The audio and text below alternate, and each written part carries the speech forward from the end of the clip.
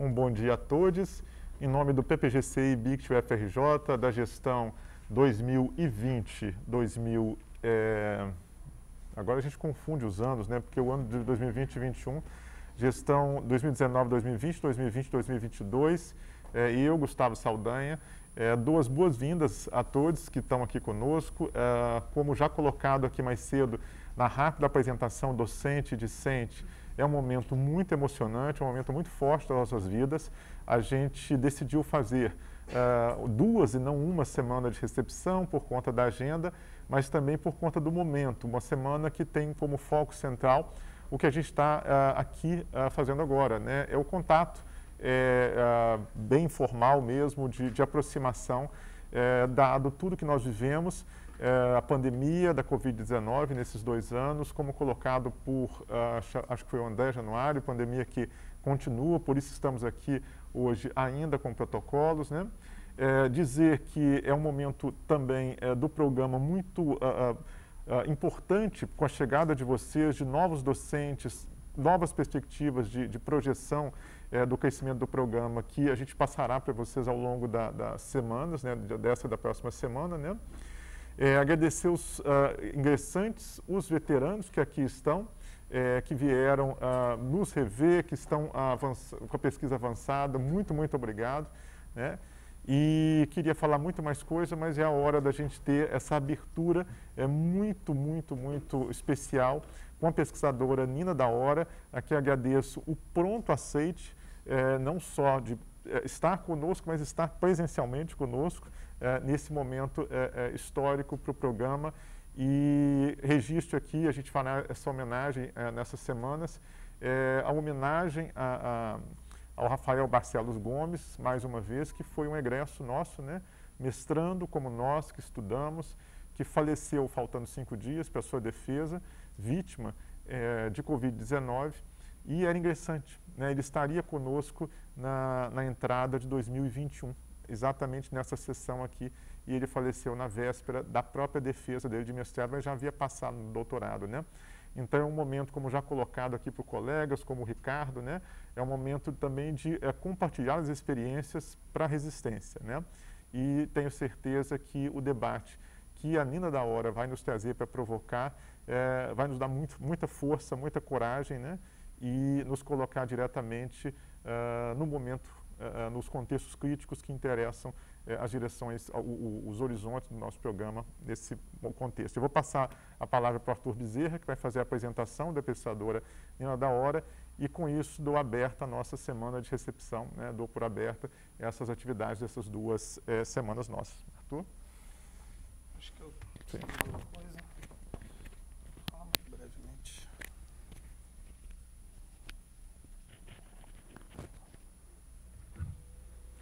Oi, gente. Bom dia a todos e todas, mais uma vez. Eu gostaria só de estender, né, os agradecimentos também, né? Eu fiz o contato com a Nina, que prontamente aceitou esse convite. A gente, né, que estuda os impactos da inteligência artificial, né, a gente tem muito interesse no debate que a Nina traz.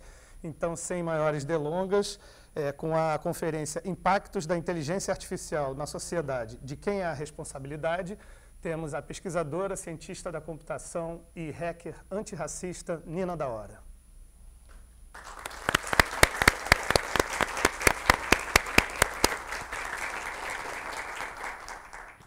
Bom, gente, bom dia, né? Obrigada pelo convite.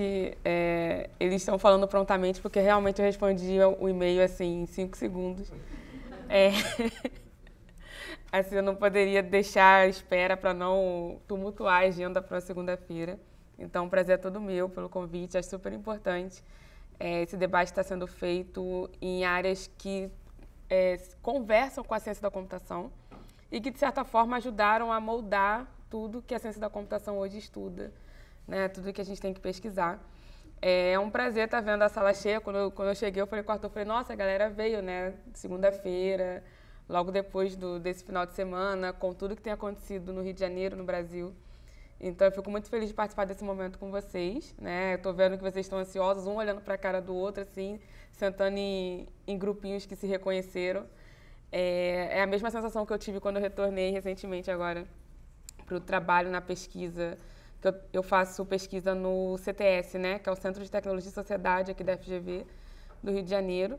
Foi a mesma sensação de estar reconhecendo e de estar conhecendo pessoas que eu não sabia se eram altas, né, se eram baixinhas. Algumas me surpreenderam. Então, para mim, é muito bom finalmente estar conseguindo dar aulas ou fazer palestras presencialmente. Eu acho que até para a gente fazer perguntas quebra um pouco mais o gelo, né, e para interagir. O tema que eu trouxe hoje, quando eu fui provocada, né, para a aula inaugural, eu fiquei pensando muito nos últimos 2 anos, né, como que nós tivemos aí uma inserção da tecnologia de forma muito abrupta, né? Muitas pessoas ainda não sabiam, por exemplo, como utilizar determinadas redes sociais e de uma hora para outra, pesquisadores, professores tiveram que se colocar nesse lugar, né, para conseguir interagir com os alunos ou chamar a atenção dos alunos. Por outro lado, né, os estudantes eles se viram num mar de possibilidades, quem teve essa oportunidade e esse acesso, de aplicativos, informações, né, a todo momento. A gente não para de receber informação, nós não paramos de ler, né, seja quando você está num feed, numa timeline de uma rede social, seja quando você está vendo uma televisão. E aí, de repente, você tem ali essa palavra inteligência artificial sendo utilizada no Jornal Nacional, né? Porque nos últimos 2 anos, o Jornal Nacional ele se colocou como esse lugar que começou a utilizar a inteligência artificial, a aprendizagem de máquina, começou a falar de fake news, começou a usar essas palavras, né? Eles começaram a falar essas palavras e a nomear os pesquisadores no Brasil que estavam fazendo pesquisa sobre isso. E, de repente, quem não estava inserido nesse debate, de certa forma, começou a ouvir sobre isso e foi tentar entender na forma ou nas possibilidades que essa pessoa tinha para tentar entender, né? Então, estamos num momento muito complexo continua a falta de acesso no Brasil. Essas palavras começaram a surgir em horários que normalmente não teriam, né, não seria utilizado essas áreas, essas palavras. E, por outro lado, nós estamos tendo que aceitar que essa inserção está ajudando, de certa forma, a gente a conseguir dialogar. Porque se até agora vocês conseguiram manter o mínimo de conversa com os orientadores, com os colegas de pesquisa, foi por conta das ferramentas digitais. Mas aí quando você traz a inteligência artificial, e propositalmente, né, dificilmente eu trabalho com slides quando é um tema que eu tenho que trazer provocações e retornar para um debate, justamente para provocar vocês a refletir sobre isso e trazer as perguntas mais difíceis que vocês conseguirem para que o debate seja, de fato, uma troca, e não que eu fique falando aqui sozinha, e aí vocês no final falam assim, legal o que ela falou, e leva as perguntas e as trocas e sugestões para casa.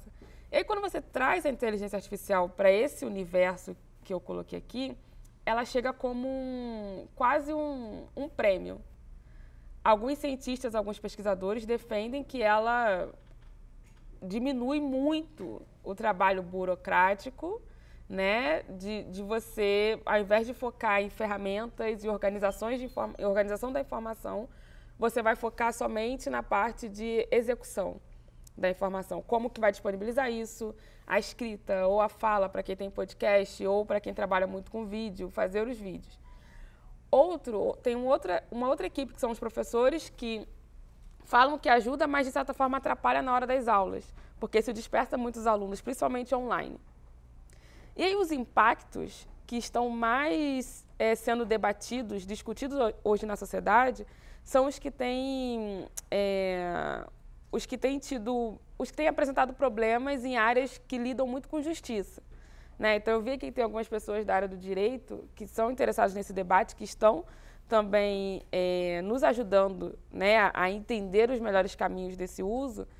Esse debate começou a ganhar muito a mídia, começou a ganhar muito, né, a atenção das pessoas, porque você tem um reconhecimento facial que é uma parte da inteligência artificial. Eu até agora não defini inteligência artificial porque, propositalmente, quem trabalha com isso sabe que não há uma definição. A gente escolhe dentre as definições, os conceitos que estão sendo elaborados ao longo dos anos. Tem uma definição muito interessante de que inteligência artificial é a área que tenta se aproximar do entendimento do cérebro humano.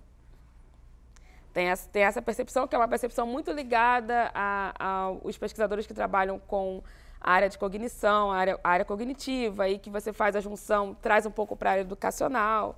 Então, enfim, aqueles aplicativos que filhos, irmãos ou até vocês usam para orientar os estudos, vem muito dessa relação da área cognitiva com a inteligência artificial e a ciência da computação. E tem outras definições que não são bem definições, mas são mais questionamentos do que seria a inteligência, que está sendo usada junto com a palavra artificial. Esse é um debate que eu me interesso mais, por mais que ele seja um debate mais filosófico. É um debate que traz muito mais possibilidades de você construir ou reconstruir esse entendimento. Então, para mim, me interessa muito mais. Para quem trabalha com informação, eu não sei se interessa mais esse lugar, que é um questionamento da palavra inteligência, antes de chegar na artificial. Né? Então, tem alguns pesquisadores, eu vou trazer o vídeo da Ruha Benjamin no meio da palestra, né? Não agora, porque não tem a ver com o que a gente está conversando aqui, mas ela é uma das pesquisadoras, que ela é da sociologia, que a primeira pergunta que ela fez foi: quais são os impactos... trocaram. Ok.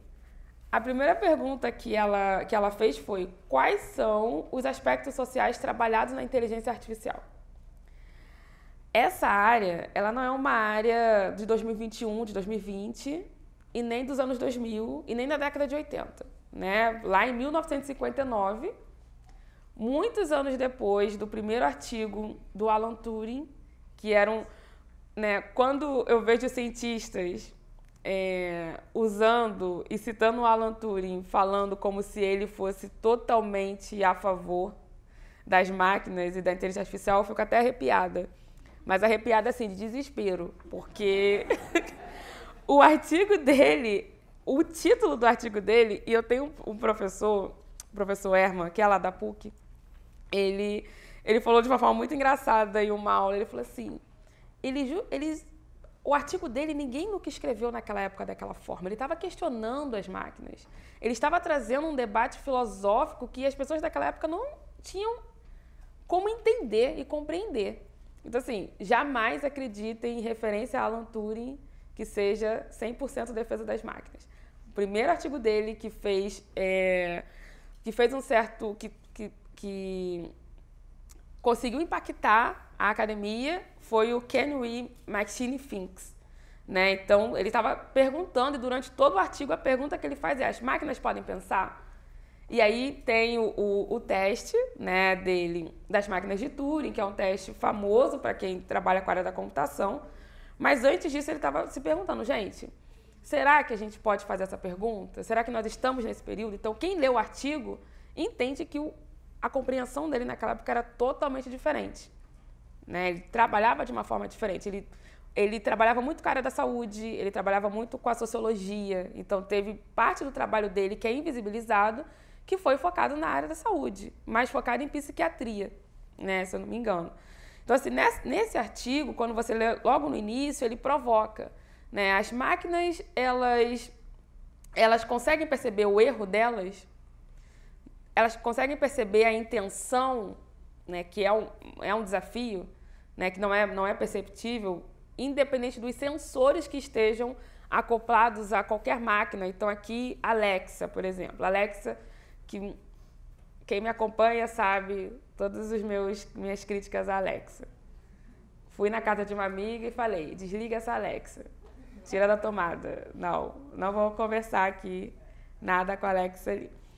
E não é nem sobrenatural, nada não.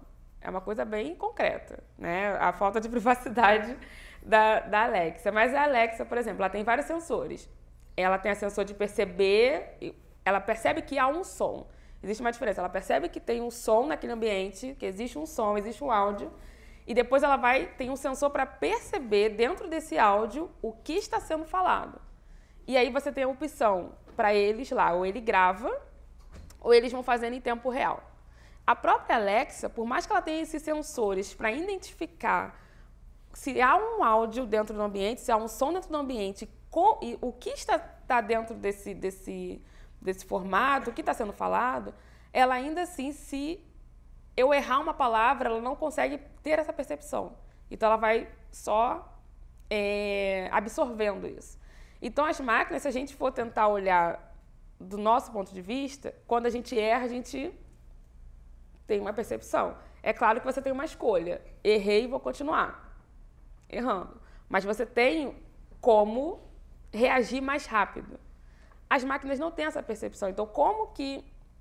E esse é uma pergunta muito interessante que eu tenho provocado no direito. Até por eu estar no Centro de Tecnologia e Sociedade, eu tenho muito mais proximidade, dia a dia, para a gente conversar sobre isso. Como que você coloca uma ferramenta que tem esses questionamentos ali? O que é inteligência, mas tem a definição ali que eu trouxe, o que mais se aproxima ou tenta se aproximar da forma que o cérebro trabalha. Não que ela vá conseguir, mas ela tenta. Existem limitações técnicas. Como que uma máquina, uma inteligência, entre muitas aspas, pode estar participando de um sistema, né, que está ligado à justiça. Justiça está ligado a pessoas, a seres humanos, a cidadãos, não está ligado à justiça a máquinas. Como que você faz você propõe isso com muita certeza de que vai dar certo? Há 5 anos atrás, eu estava trabalhando, estou com 26, isso, há 5 anos atrás eu estava trabalhando numa startup de robótica. E aí, nós fizemos um projeto, que era um projeto para um museu aqui do Rio de Janeiro, que você detectava se havia um rosto e depois detectava se havia uma emoção. As expressões que aquele rosto estava fazendo ali na frente do espelho, e aí eu colocava um emoji do lado. Então, sorria, aquele emoji de sorrisão. E eu estava trabalhando com a parte de reconhecimento de voz desse projeto, né? Eu não estava nem trabalhando com as expressões faciais. Eu fui testar. Ele não funcionou comigo. Nem a parte do áudio, nem a parte da expressão, que foi o que mais chamou a atenção.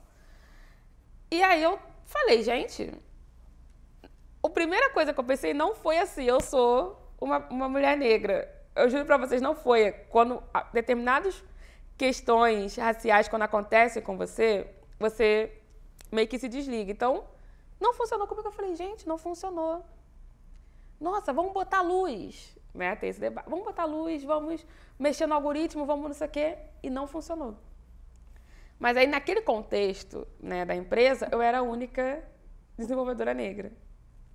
E aí, teve uma reunião, eu falei, gente, nossa, eu fiquei muito impactada, eu comecei a procurar, achei a Ruha já estava, né, pesquisando nessa época, a Joy Bulani, que tem o documentário na Netflix. Falei, eu não vou conseguir seguir trabalhando, sabendo o que está acontecendo. Então, há 5 anos atrás, eu direcionei para a ética em IA. Foi exatamente nesse contexto. E saí, mantendo a amizade. Converso com a galera dessa startup até hoje. Eles têm outros desenvolvedores negros, estão mais preocupados com ética em AI, estão mais focados em pesquisar isso, mas naquela época não tinha esse foco, então eu direcionei para outro lugar. E eu lembro muito bem que naquele momento, quando eu questionei isso, não só lá, mas em outros ambientes que eu já estava acostumada a trabalhar com desenvolvimento de inteligência artificial, reconhecimento de voz, reconhecimento de facial, muita gente falou assim, Nina, mas isso aí não tem como resolver. Vamos lidar com isso. Mas naquela época, aqui no Brasil, você não tinha câmera de reconhecimento facial aprisionando pessoas injustamente. Não, vamos lidar com isso, vamos deixar assim. Não tem como a gente repensar tudo. Tem esse debate, né? Dentro das redes sociais que todo mundo reclama, o que está acontecendo, um dos principais pontos de você não alterar o que está acontecendo hoje é que os códigos são enormes e ninguém quer repensar isso, porque isso impacta em produção, isso impacta em entrega de produto, isso vai impactar no produto final ao usuário, o usuário que está acostumado com aquela dinâmica vai perder aquilo ali e tudo isso impacta também no lucro da empresa. Então, a gente está dentro de um sistema econômico que prioriza o lucro. Já sabemos disso, não precisa abordar isso aqui e questionar isso aqui, mas a gente está dentro desse sistema econômico. E aí, desse tempo para cá, que fazem só 5 anos que eu estou pesquisando isso no Brasil, a evolução desse uso para o sistema criminal trouxe essa pergunta de quem é a responsabilidade. Porque se a Câmara reconhece uma pessoa negra, mas automaticamente ela reconhece, colocando essa pessoa negra, né, como culpada, recentemente aconteceu isso em Salvador. O jovem ele foi seguido no metrô de Salvador, porque os seguranças estavam recebendo a informação de que ele era um suspeito, por causa das câmeras, que ele estava passando pelo metrô e as câmeras estavam pegando o rosto dele e dizendo, olha, apitando. Quando foi ver, não era o jovem. Mas, veja bem, você está deixando e está transferindo a responsabilidade de entender, de fato, com provas, né? Com provas que sejam provas verídicas, não adianta ser só provas implantadas. Se aquela pessoa é culpada ou não por um crime, você está transferindo 50% desse processo para uma máquina que promete uma inteligência neutra, que promete um produto tecnológico que é neutro. E quando você chega na palavra neutro, neutralidade, tem um debate na governança da internet que diz neutralidade na internet é um tema que a gente trabalha porque não existe. A partir do momento que você transfere a interação digital para as pessoas. Porque sem as pessoas não há interação digital, interação social digital. Pronto. Esse debate, esse ponto é o que nós estamos hoje, quando nós falamos sobre impactos de IA na sociedade.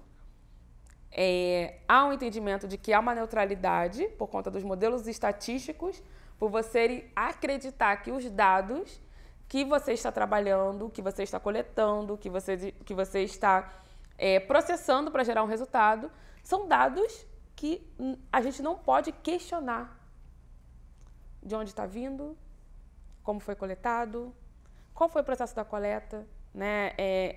Essas duas perguntas assim, são essenciais para você começar a trabalhar com a área de ciência de dados, porque nós tivemos uma evolução de possibilidades, principalmente na área da saúde, saindo um pouco, imagens médicas, imagens de câncer que estão sendo, que têm algoritmos analisando para tornar o diagnóstico mais rápido para o paciente. Tem uma grande amiga pesquisadora que trabalha com isso, mas ela também está na área de ética, porque a pesquisa dela, que é a Sandra Ávila, que ela é da Unicamp,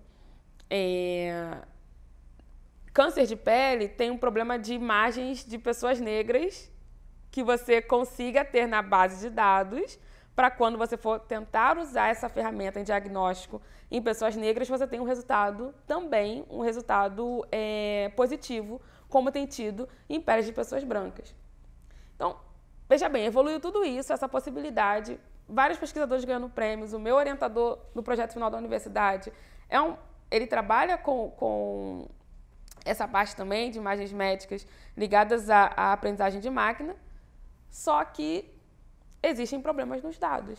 E a gente evoluiu o debate da seguinte forma: a estatística não mente, os dados não mentem. Todo mundo já viu alguma propaganda, alguma fala, em algum livro você já leu, os dados não mentem. A gente já leu isso. Talvez a gente já tenha reproduzido isso. Talvez a gente já tenha falado isso. Os dados não mentem. Não, mas a base de dados tem aqui a imagem. As imagens estão aqui. Os textos estão aqui. Isso não mente. Você está dizendo que eu errei? Trabalhar com ciência é trabalhar com erros, né? É assim que eu tô aprendendo. Trabalhar com ciência é trabalhar com erros. Então, quando começaram a levantar esses questionamentos sobre as bases de dados, que uma etapa muito anterior a qualquer programação que você possa fazer em inteligência artificial, você começou a mexer num lugar muito sensível para os cientistas da computação, que é um lugar desconfortável, da qual, por muito tempo, os cientistas da computação foram se afastando, que é o das ciências humanas.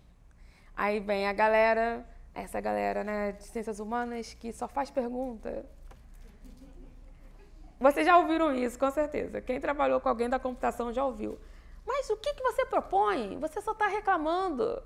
E agora eu estou virando essa pessoa nos debates. Nina, da hora, o que aconteceu? Você só levantou problemas. Eu falei, gente, é porque a gente está no momento de entender esses problemas, senão eu não consigo propor nada. E aí, esse é um lugar muito sensível para cientista da computação, tecnologista, engenharia de dados, qualquer palavra nova que você queira dar para as profissões hoje é um lugar sensível, porque a gente é, a todo momento, provocado a resolver problemas. E a nossa resolução é resolver problemas. Como que vai resolver esse problema? Cria um aplicativo. Problema do delivery hoje no mundo, né? Leis trabalhistas, o que você faz? Cria um outro aplicativo que seja... A gente está orientado assim. Então, dentro da área da computação, graduação, técnico, mas a gente é muito orientado a essa ser a primeira abordagem.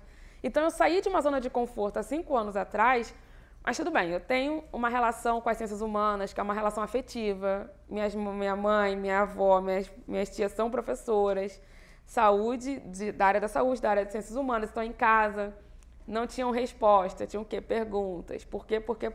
Então, tudo bem, tem toda uma relação familiar de eu já ser provocada a pensar dessa forma. Mas eu saí de uma zona de conforto há 5 anos atrás, de entender que o que eu estava ajudando a construir talvez fosse representar algum tipo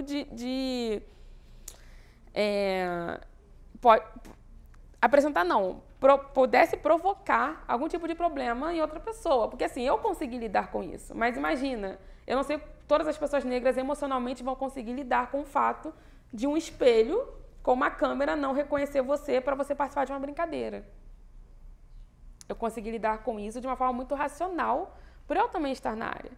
Né? E é muito parecido com a Joy, mas a Joy já estava no doutorado, a Joy é doutora hoje, ela estava construindo sozinha o projeto, tanto que ela mostra isso no documentário Coded Bias.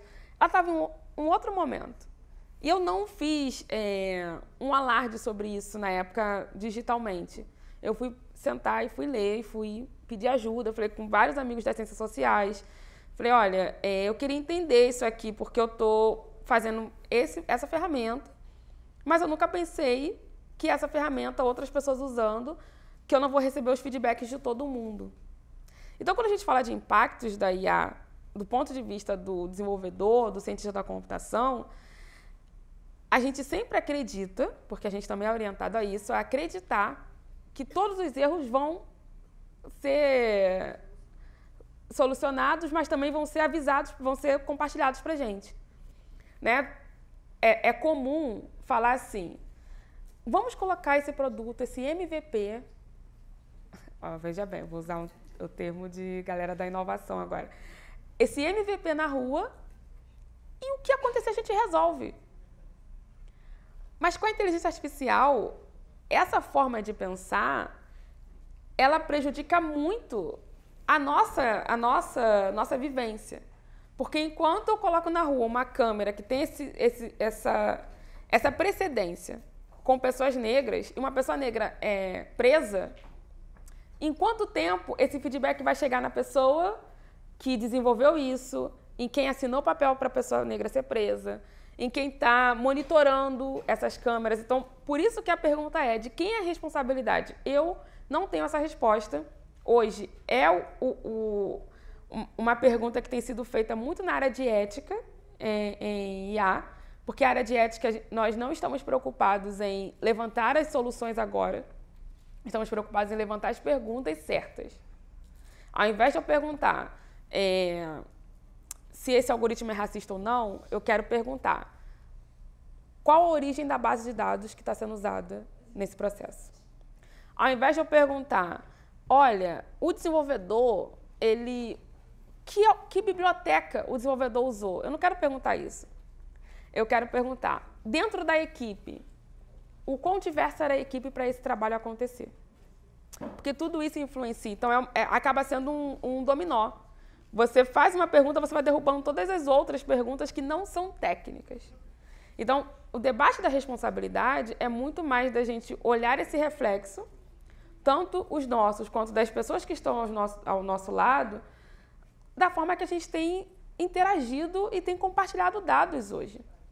Né? Você hoje usar a palavra, tem eu não sei aqui quem joga LOL. Claro, eu não vou trazer o debate gamer aqui, não vou fazer isso. LOL, né? Se você não joga, tem irmão, filhos, sobrinhos. Por um tempo, eu participei da comunidade LOL, jogava. Mas não era viciada, assim, de ficar sem falar com a minha família em casa. Não, não era isso. Tinha uma interação. E eu sei que dentro desse jogo, a forma que a gente se comunica é justamente para tentar burlar a moderação de conteúdo do jogo. Então, vários momentos isso acontecia. Por mais que você não use a sua identidade real, é uma escolha. Você pode usar ou não pode usar. E aí eu não vou entrar nesse debate, que eu discordo de algumas coisas de você ser totalmente anônimo, por conta das questões de segurança hoje que estão muito, muito conectadas ao nosso dia a dia, ao nosso contexto social. Então, eu tenho algumas questões sobre isso. Mas ali você tem uma escolha, você mostra se você usa seu nome real ou não. E aí tinham pessoas que às vezes usavam ou o nome real ou diziam como elas eram fisicamente. E aí, para você xingar uma pessoa negra, por exemplo, você troca, você não usa a palavra macaco, você coloca o cocamá. Você troca, tem jogos que você faz isso, você troca as sílabas de lugar, mas quem está naquela comunidade sabe que aquilo é um xingamento. Então, isso era feito para moderação de conteúdo, para passar pela moderação do jogo. A moderação do jogo tinha a equipe com pessoas físicas ali trabalhando, mas boa parte é algoritmo. Então, o algoritmo ele vai ver a troca de símbolos e vai falar, não, isso aqui não está dentro do grupo de palavras que representa algum tipo de violência proibida durante a interação do jogo. De quem é a responsabilidade quando isso acontece? De quem construiu a base de palavras que o algoritmo identifica? De quem construiu o algoritmo? Da pessoa que está tratando dos negócios do jogo ser usado por mais pessoas? Por quem está na moderação de conteúdo? Então, está se normalizando aí, no corporativo, você culpar muito o desenvolvedor. Quem está na pesquisa está dizendo o seguinte, olha, ainda não podemos fazer isso e ainda não podemos afirmar que a culpa é só em quem está na ponta. Então, no corporativo, vocês vão ouvir, se vocês forem em conferências muito ligadas à tecnologia e tal, as pessoas falando, eu sou do time que tem que culpar o desenvolvedor, porque ele não prestou atenção. Então, veja bem, você tem todo o trabalho de olhar, você tem uma equipe, mas você vai falar que o desenvolvedor é o culpado, porque é o desenvolvedor que programou. E aí a gente tira o mais importante desse debate, que é entender a nossa responsabilidade enquanto cidadão na sociedade, utilizando e criando as tecnologias. Porque quem cria, utiliza também. Pode não utilizar da mesma forma de quem só utiliza, de quem só recebe essa tecnologia, mas também utiliza. Essa seria a principal e deveria ser nosso principal debate hoje. Para quem trabalha muito com informação, você tem hoje impactos, saindo um pouco do sistema criminal, você tem impactos que são impactos que você vê a longo prazo. O que tem acontecido hoje com as plataformas sociais. Tem alguns questionamentos, se você chama de plataforma ou de rede social, até da forma que você está interagindo ali. Eu estou cada vez mais trazendo plataforma e concordando um pouco mais com essa nomenclatura, que é puramente só acadêmica, porque para fora a gente nomeia Facebook, Twitter e TikTok. Porque você está vendo uma mudança de percepção de quem criou o Facebook, de quem criou o Twitter e TikTok, para querer se entender como plataforma, como um lugar que aglutina tudo e todas as informações possíveis sobre uma pessoa. Deixou de ser um lugar onde você só interage. Você lembra ali o Facebook, até mesmo o Orkut na época, o que você debatia no Orkut? Nada, você criava comunidades, odeia acordar cedo. Participava daquela comunidade e você digitava lá, odeia acordar cedo. Tinha o top como é que era? Você deixava mensagens, aquelas mensagens longas para os seus amigos para demonstrar um amor no digital. Como é que era o nome? Depoimento. O que? Fulano tá no top depoimentos do meu melhor amigo. Quem é o melhor amigo? Eu sou a melhor amiga, então eu vou lá escrever. Então era interação. Você queria ali uma disputa da atenção de outra pessoa. Você não tinha muitos conteúdos jornalísticos. E aí, nesse mesmo período, o Twitter estava crescendo para o jornalismo dessa forma. Como um lugar que você conseguia construir uma interação mais focada na informação que estava circulando nos grandes veículos. Por isso que, quando a galera fala hoje, vamos expulsar os jornalistas do Twitter, eu falo, tá, gente, tem jornalista que realmente silencia, mas não tem como, porque eles ajudaram a desenvolver o Twitter em vários países. Foram os jornalistas e foram os pesquisadores acadêmicos, um pouco depois, que começaram a trazer, vou conversar sobre o meu TCC, sobre a minha tese, aqui nessa rede social. Só que eles foram vendo que as informações compartilhadas ali conseguiam vender produtos para a gente. Aí você tem as páginas do Facebook com anúncios, que foi o primeiro lugar que você teve esse contato dos anúncios, ou o Google, né? Os anúncios do Google conectados com o que você está conversando. Essa semana eu estava falando sobre shows, que fui no show da Emicida, eu estava falando, nossa, consegui ir a um show, mas eu acho que eu não vou conseguir ir mais em shows no Rio de Janeiro, que eu estava com essa preocupação. Aí o anúncio do Google, entrei lá, anúncio, próximos shows no Rio de Janeiro. Aí eu, não tá disfarçando mais, né? Tá uma coisa assim. Antes era uma coisa meio disfarçada, era assim, agora não, shows, os próximos shows do Rio de Janeiro. Aí tinha um anúncio lá, anunciando o Rock in Rio, que o quê? Muito caro também, ninguém conseguia comprar. Os anúncios dos próximos shows, eu descobri vários shows que vão ter no Rio de Janeiro porque eu estava conversando sobre isso. Então, assim, eles foram entendendo que existia uma forma de conhecer as pessoas sem necessariamente coletar dados de forma direta, sem formulário, sem passar, a listinha, às vezes, nos eventos. Olha como que mudou, né? Hoje você responde poucos formulários. A pessoa já se conecta, você faz um login numa nova plataforma com o LinkedIn, pronto. Você envia seu currículo ali e eu fiquei, nossa, e se eu enviar coisas erradas que estão no LinkedIn? Está tudo muito conectado. Então, hoje está muito mais ligado a ser uma plataforma. Não ser só um lugar de interação, mas um lugar onde ele coleta os dados que vão ser utilizados em projetos que a gente vai saber ou nós não vamos saber. Qual o impacto disso a longo prazo? Porque a IA, nessas plataformas, elas estão sendo usadas de diversas formas. Em plataformas como o Twitter, a IA está sendo usada na identificação das palavras que você está utilizando. No seu perfil, se o seu perfil, quando você recebe denúncias de algum outro perfil, se o seu perfil realmente apresenta uma ameaça ou não, se você vai ser bloqueado. No Twitter também tem a parte de acessibilidade. Então, se você envia áudios, ele consegue identificar se o seu áudio está apresentando palavras que possam ser descritas. Isso tudo está muito invisível, porque a gente resume tudo a algoritmo. E aí vem, não sei se vocês acharam que eu ia começar com a definição de algoritmo na palestra. Não, agora que eu vou falar. Tem duas definições hoje, atualmente, que estão sendo trabalhadas, que é a definição da receita de bolo, que é a mais disseminada. Você tem os ingredientes, você tem ali o passo a passo para o que fazer com esses ingredientes e beleza, saiu um bolo. Um bolo perfeito? Talvez não, mas saiu alguma coisa, gerou alguma coisa. E uma outra definição que tem acompanhado muito por conta do desenvolvimento, a evolução da ciência de dados, que é ligada para que o algoritmo realize uma ação, ele precisa de dados. Ele precisa de uma entrada, sejam imagens, textos, áudios. Aí vem um grande debate. Nina, a grande pergunta, com a quantidade de informação gerada hoje, tem como você tirar os algoritmos e tirar a inteligência artificial desse processo? Eu sou muito realista. Eu adoro sonhar, mas assim, pé no chão, não tem como a gente realizar o que a gente realiza hoje.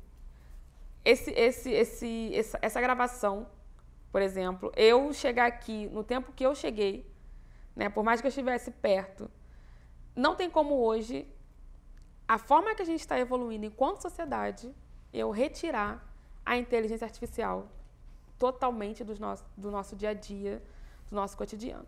O que eu posso fazer, e que é uma palavra que eu gosto muito, que é mitigação de danos. Que aí eu posso questionar. Quem trabalha com IA pura, né, que não vê esses questionamentos éticos, que não trabalha com esse momento do debate, de entender as perguntas antes de colocar um produto no ar, né, para a sociedade utilizar, quem trabalha puramente com isso vai dizer o seguinte: eu estou aqui desenvolvendo as melhores ferramentas, não tem como hoje a gente não viver como Jetsons, porque esse é o grande sonho do Marquinho e do Elon, né? É o grande sonho deles. Ou eles vão para Marte, ou a gente vira a sociedade dos Jetsons. Estamos quase lá, né? Os carros autônomos atropelando as pessoas, drones fazendo entregas erradas. Então, assim, a gente está quase lá. Na cabeça dessas pessoas, nós estamos quase lá. Infelizmente, esses nomes aqui que são representativos são as cabeças que estão tomando as decisões para que esses produtos tecnológicos cheguem até a gente. Então, os aplicativos de delivery, os aplicativos de transporte que a gente está utilizando hoje. Eu converso muito com...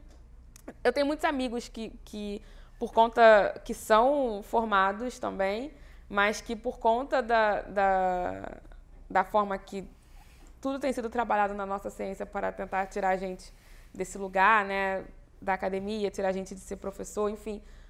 Tudo que tem acontecido, principalmente no Brasil, eles estão usando essas alternativas, estão os aplicativos de transporte e estão fazendo entregas. Eu tenho muitos amigos fazendo isso. E a gente estava conversando, eles falaram, cara, tá tão surreal que nós não temos como fazer esse debate ainda, porque a gente tem medo de perder esse lugar que a gente conquistou, de conseguir a grana para pagar as contas. Tem os aplicativos de transporte. Além, né, quando a gente olha, né, a nossa perspectiva, a perspectiva de quem só usa. Caraca, que legal, tem desconto. Vou usar tal aplicativo que tem muito desconto. A perspectiva de quem está trabalhando, né, é tipo assim, eu tenho que fazer 100 corridas no dia para eu cumprir a meta daquele dia. Né, a gente tá tendo esse debate do motorista, o Rodrigo Muslin, que é o ex-BBB. Qual era o estado daquele motorista quando ele estava trabalhando? O 99 não falou sobre isso. O que a 99 fez foi fazer um texto dizendo agora os motoristas podem obrigar as pessoas a usarem um cinto atrás. Quem não usar não faz corrida. Essa forma de trabalhar os problemas sociais individualiza. Então, ele faz o seguinte, resolve aí vocês, motorista e quem está usando o carro. Eu, que tem toda a infraestrutura e que estou olhando e que fui a pessoa que implementei essa forma de ver um serviço na sociedade, eu vou ficar em silêncio. Essa forma de individualizar, não só, né, essas questões, as leis trabalhistas, mas principalmente as causas, é um pensamento muito ligado ao Vale do Silício. Tem um artigo muito bom que foi traduzido pela revista Unisinos, pelo Rafael Groman, que ele é da área de comunicação digital, que se chama Elites Tecnológicas, da Safia Noble, e de uma outra amiga dela, pesquisadora, ativista também, que eu esqueci o nome agora. Não tem como conseguir gravar tudo. Vocês estão na área de ciência da informação, não tem como, né? Vocês sabem. E aí, no artigo, elas começam falando sobre isso, sobre como esses grandes tecnologistas, tomadores de decisões, inovadores e tal. Eu tomei ranço da palavra inovação por causa disso, né? Aí eu só uso num tom muito negativo, mas nem toda inovação é negativa. Sabemos disso, mas eu escolhi seguir só esse ranço que se instituiu. Eu ainda não consegui trabalhar isso muito bem. Então, assim, os inovadores, tecnologistas e tudo mais do Vale do Silício, eles propõem que os indivíduos resolvam o racismo individualmente. Se eu sofri racismo, eu vou resolver nominalmente com aquela pessoa. Eu vou excluir toda a legislação que envolve esse caso. Eu vou excluir toda a luta dos movimentos sociais para que isso se tornasse uma luta coletiva, que fosse uma percepção de sociedade, e vou fazer isso ser individual. E aí eu vou ser retirado da responsabilidade de ter que ser questionado. Quando o Facebook foi, né, o Marquinho estava lá que eles foram no Senado do grande escândalo da política dos Estados Unidos, se eles interferiram ou não nas eleições, e todo mundo sabe a resposta, todo mundo soube a resposta ali também, quem não estava ligado. Todo mundo brincou na época e falou assim, ele está falando igual um robô. Teve isso, falou assim, nossa, ele fala igual um robô. Olha, ele só dá respostas. Né, gente, tudo isso ele pode falar assim no dia a dia, eu não sei, não convivo com ele, mas as respostas que ele estava dando ali eram respostas neutras. Eram respostas para tirar a plataforma do lugar, né, desse lugar de que tinha, de alguma forma, manipulado as informações. E isso é muito, muito, muito, muito um perfil de pessoas da tecnologia mesmo. Porque a gente não tem o debate da ciência. A ciência é neutra? A ciência é neutra ou a ciência não é neutra? A ciência é neutra ou não é neutra? Também concordo com o que você fez, o balanço da cabeça. A ciência não é neutra, mas esse debate não chega para quem trabalha com tecnologia. Para quem trabalha com tecnologia, a tecnologia é neutra. O que a gente está criando, não há responsabilidade do impacto social, mas aí é culpa do usuário. O bot da Microsoft foi lançado no Twitter e se tornou racista, nazista. Aí todo mundo, tá vendo como a sociedade é? Eu vi isso, o pessoal, tá vendo como a sociedade pensa?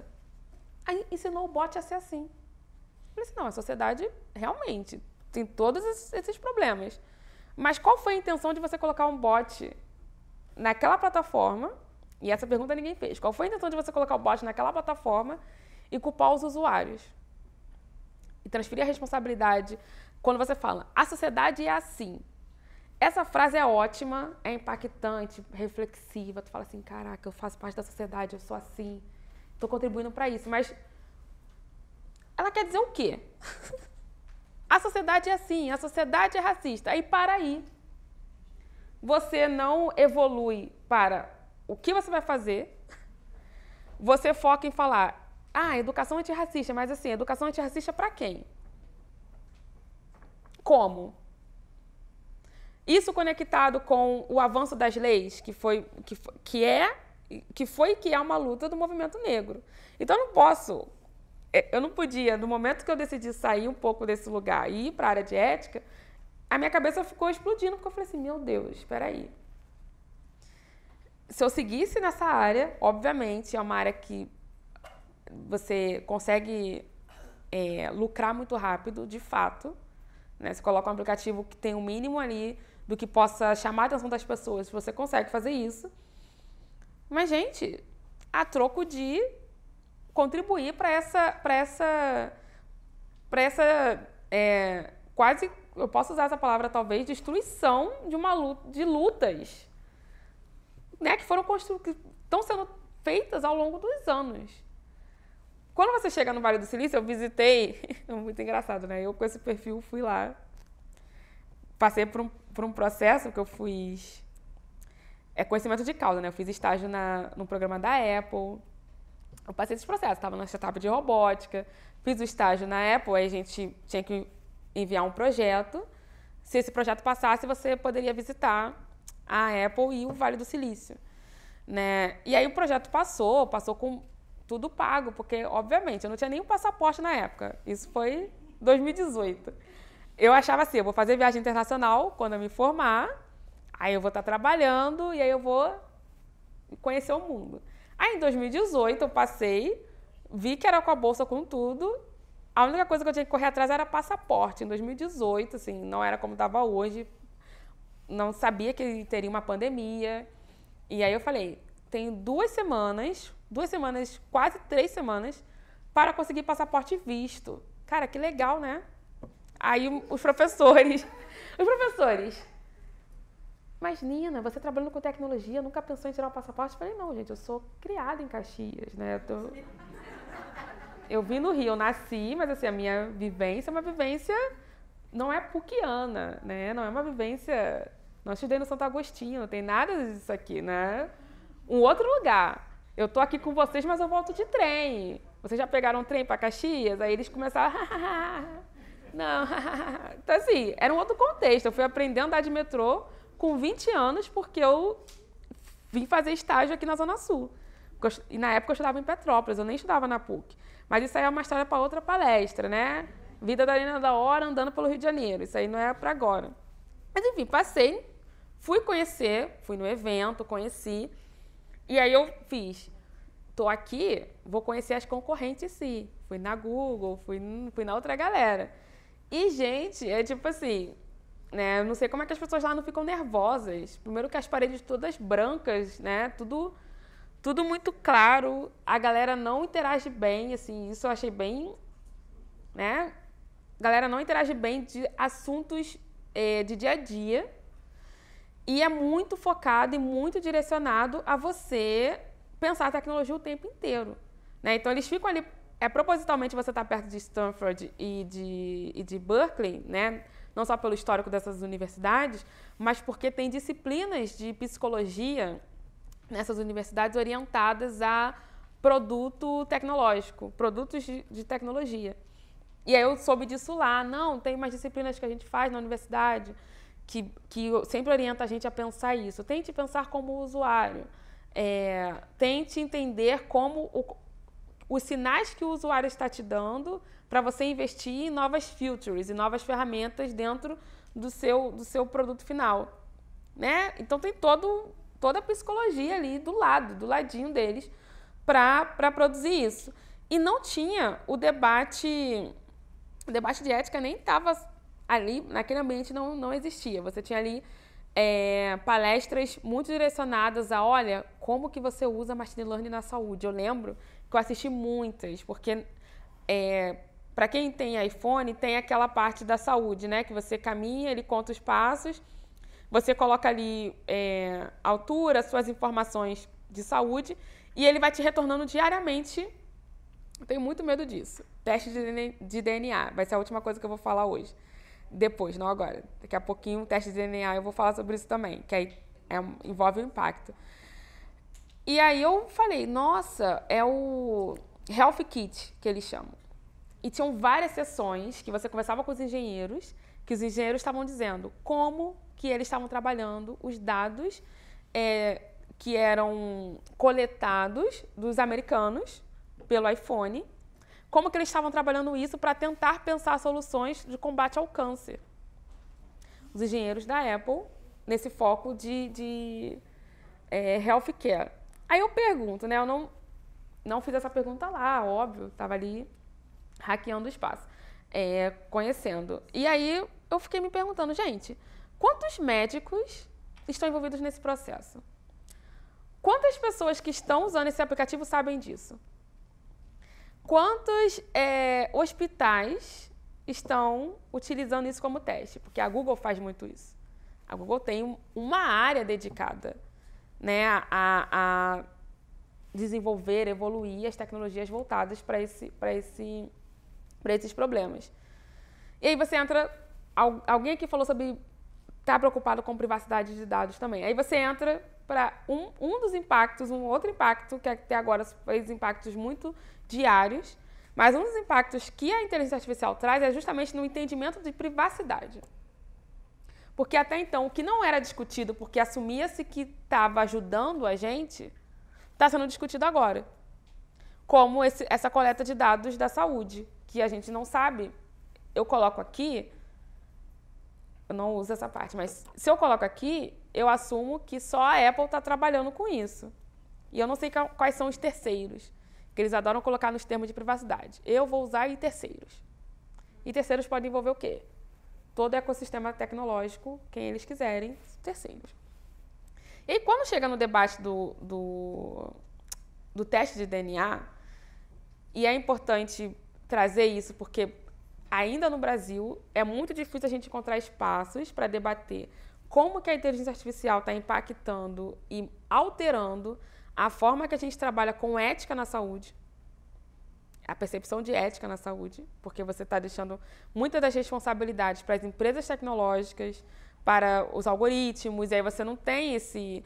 Por quê? Porque assume-se que tá ajudando o médico. Você pode fazer uma cirurgia hoje estando de um laboratório, de casa. Né? Eu tenho uma amiga que o pai faz assim, né? O cirurgião, usando uma tecnologia super avançada de realidade virtual. Traz um benefício? Traz, mas, gente, quais são os riscos disso? Os riscos e os impactos, mas não são impactos que vão acontecer daqui a 5 anos, já estão acontecendo. Como que a gente organiza quem está propondo a discussão, quem está estudando, pesquisando, quem está trabalhando com isso, como que a gente tem a entrada para conseguir fazer isso evoluir para um lugar que não seja um lugar que distorça e que seja só impactos negativos daqui a 5 anos. A gente precisa estar debatendo isso já no presente. Né? E é um problema da nossa área, na área da computação, a nossa área é trabalhar só com o futuro, que é a ideia dos Jetsons.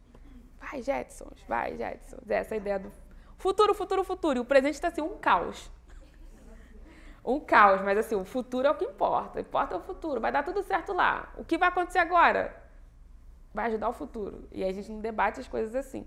Agora, e o teste de DNA, teve um podcast que eu participei com a Bárbara Paz, que ela é pesquisadora em Direitos Humanos e Tecnologia, e tem um projeto chamado Minas Programo, que incentiva meninas, mulheres, para a área de programação, para a área de tecnologia no geral. A gente participou de um podcast juntas falando desse teste de DNA.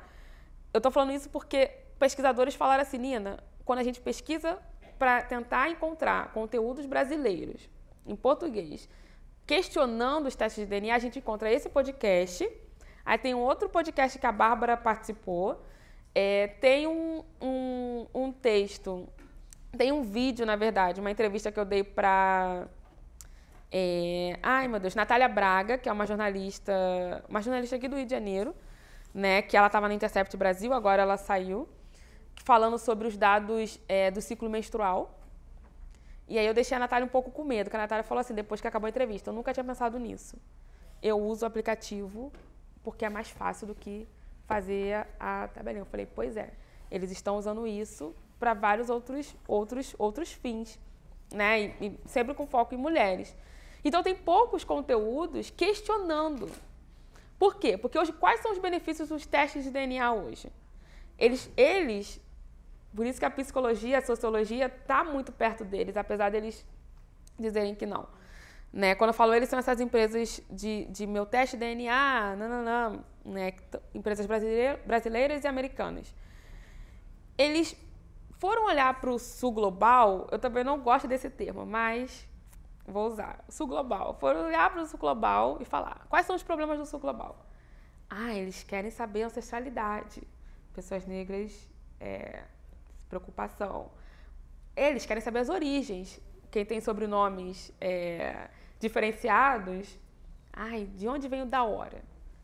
Aí eu encontrei minha prima, uma prima que eu encontrei mesmo, assim, encontrei no Rio de Janeiro. Nossa, você é da hora também, vamos conversar aqui. O avô, o tio, não sei o quê. É isso, primas. Encontrei minha prima, ela falou, esse negócio de da hora vem da Holanda, nossa parte da família está questionando isso. Eu falei, por quê?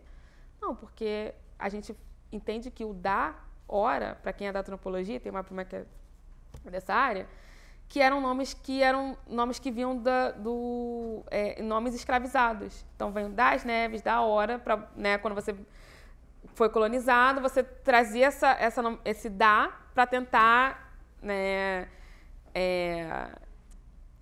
tentar descolonizar ali quando você conseguiu se libertar. Né? Então, ela trouxe eu fiquei pensando, aí não tenho uma resposta para compartilhar para vocês.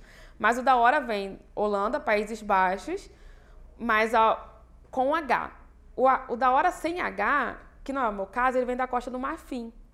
Só que veio da Costa do Marfim, passou pelo processo de colonização e colocou o H. Então, o meu é da hora com H, separado. É óbvio que eles vão olhar para os brasileiros, para os peruanos, para os colombianos e falar assim, não, essa galera tem uma preocupação de saber as origens. Porque tiveram uma colonização muito diferente dos outros lugares. E aí você vai trazer o teste de DNA com essa. Esse é o principal discurso, se você for olhar. É ancestralidade, origens. Então, mexe com o lugar emocional. Não é só o material que importa. Não é só você ter o papel para dizer. Não, é um lugar emocional. É um lugar afetivo. Então, por isso que eu não posso chamar esses lugares somente de rede social, porque não é só interação. Existe um lugar que eu quero controlar, quero monitorar esse debate também. Então, o teste de DNA, quando eu comecei, eu ainda não terminei, então por isso que eu produzo muito pouco para dados e testes de DNA, porque é um assunto muito difícil de você fazer um texto e publicar assim, com 2 leituras.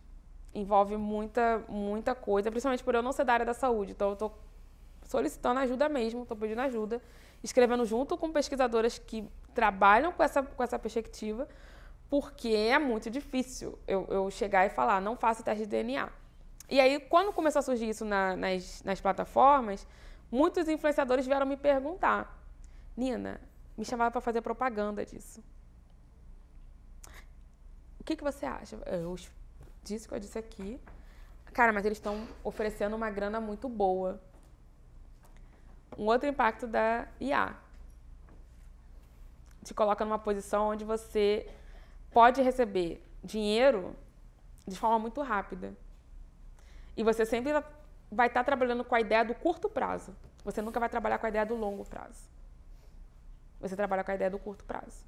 Que aí são esses serviços que estão sendo oferecidos para a gente, delivery chega em 30 minutos. Então, vê, né, como está a dinâmica dos restaurantes, como está a dinâmica para os entregadores. Então, no DNA é a mesma ideia, por mais que a gente esteja num assunto muito mais delicado que envolve saúde.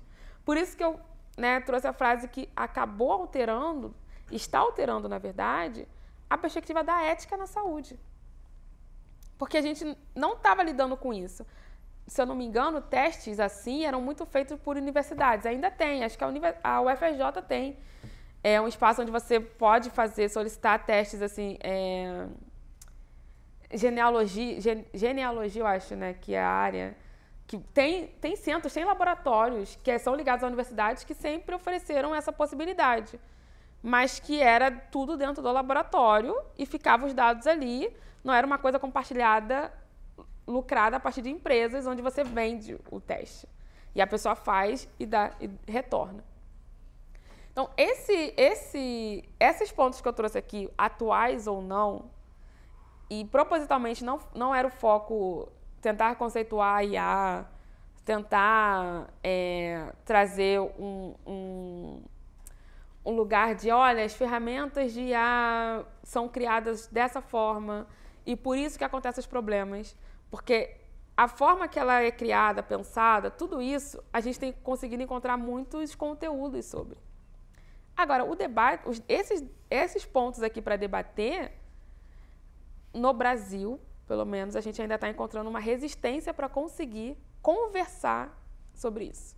O ponto não é nem que eu estou aqui, dentro da ciência, na área da ciência da computação, paralisando a tecnologia. Eu escutei isso uma vez, eu comecei a rir. Não, agora eu estou paralisando em relação ao reconhecimento facial, que eu falei, olha, a gente precisa rever esse uso. É diferente do uso de moderação de conteúdo. Ele está tendo um impacto na liberdade de uma pessoa. A pessoa pode ficar presa 2 meses, 3 meses. Eu tive um colega de universidade que ficou preso 2 semanas antes do casamento dele. E ele é cientista de dados.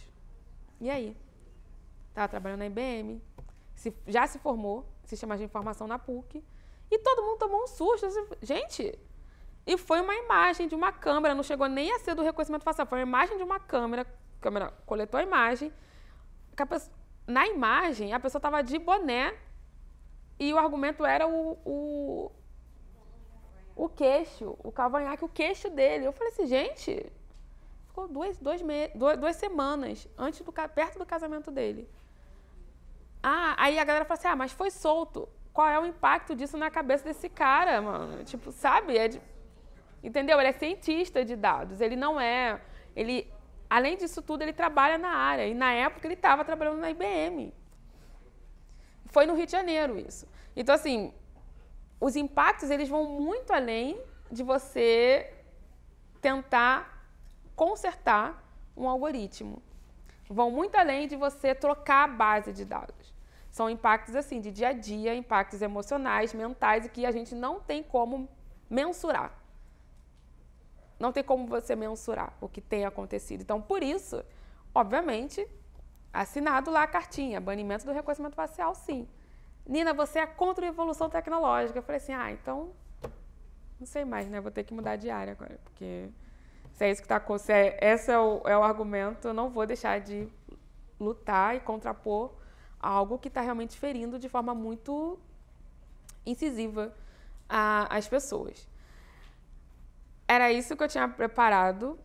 Propositalmente não tinha slides, porque esse assunto, quando eu escolhi o tema, eu falei, se eu prender nos slides, vão se prender muito a determinadas palavras, a determinadas perguntas. E a proposta é que as perguntas que eu trouxe aqui, que não têm respostas, fomentem perguntas que vocês vão retornar, que sejam para rolar essa interação. Se vai rolar isso agora, não sei, mas que rolem nas aulas de vocês. Espero que vocês tenham um semestre e o outro semestre também, um ano de muitas perguntas difíceis, mas também de muitas possibilidades de debates que de alguma forma fomente pesquisas ou trabalhos ou projetos ou ideias de projetos para que a gente consiga mitigar ou reduzir os danos que estão sendo causados a curto e longo prazo por tecnologias que, infelizmente, a gente não está tendo como participar da criação. Então, a gente não está co-criando. Não nessa frase de você co-cria junto comigo. Não. Porque você não está participando das tomadas de decisões mais importantes. Nós não estamos participando das tomadas de decisões mais importantes. Eu realmente sou uma pessoa que procura engajar, que o debate seja transparente.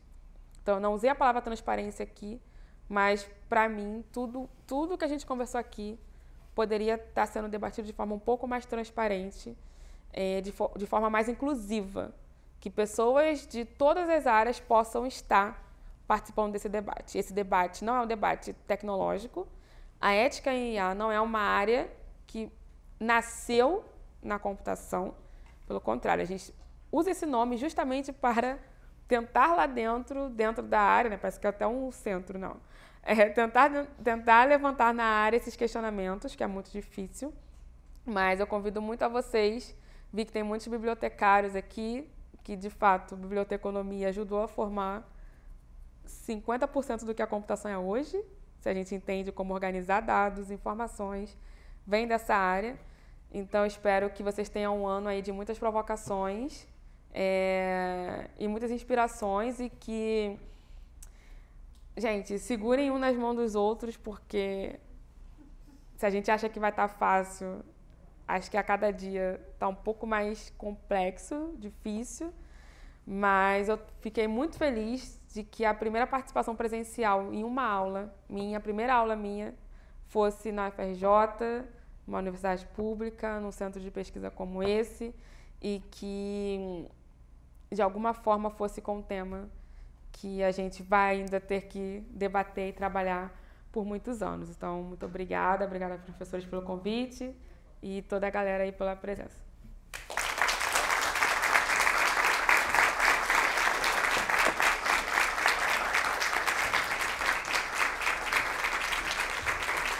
Muito obrigado, Nina. Vou passar aqui para o nosso debate também.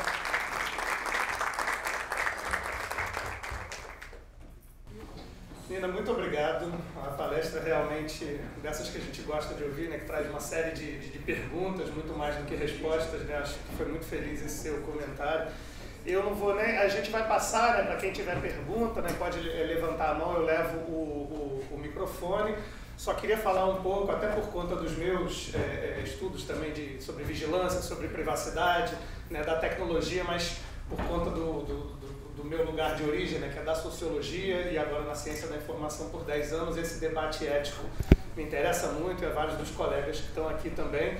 E aí, ou seja, não querendo de você uma resposta para solucionar, mas levantando, né, esses problemas que você está colocando, eu também fico pensando, né, e na pandemia eu acho que isso aumentou muito por conta do fato de você precisar utilizar dados pessoais para, por exemplo, fazer monitoramento. Isso foi muito comum no Oriente, né, em que você fazia um mapeamento, por onde as pessoas tinham passado, para saber possibilidade de contágio, o reconhecimento facial para reconhecer as pessoas e saber por onde elas andaram, né? E são, como você falou, né, a tecnologia ela vem chegando e depois ela se instala. Então, se a gente não faz o debate ético, né, não tem o desenvolvimento, e as leis estão sempre passos atrás, né, quando chega a lei, muito estrago já foi feito, como você mesmo falou, né? E eu fico pensando não só nesses processos de monitoramento, né, e de monitoramento de GPS, né, mas cada vez mais a gente tem também no campo da bioética, como você falou, essa leitura do sangue, né? A gente não faz mais vários exames, hoje em dia são digitalizados, computadorizados, né? Se utilizam algoritmos também para perceber tendências no corpo. E o debate ético fica sempre prejudicado porque quem é que vai ter acesso, né, aos nossos dados, os dados biológicos, dados sensíveis, né, que a gente chama, né? Quer dizer, a sua empresa vai ter acesso a isso, o plano de saúde vai poder saber quando você fumou um cigarro e aí mês que vem a sua mensalidade está mais cara, porque eles têm esse tipo de leitura, né? Então acho que a gente tem que discutir cada vez mais, né, essa dimensão ética, porque como você falou, a tecnologia ela sempre vem de uma forma impositiva, né? Ela chega e chegou, e agora a gente é completamente dependente dos dados, da leitura, dos algoritmos, né, da digitalização.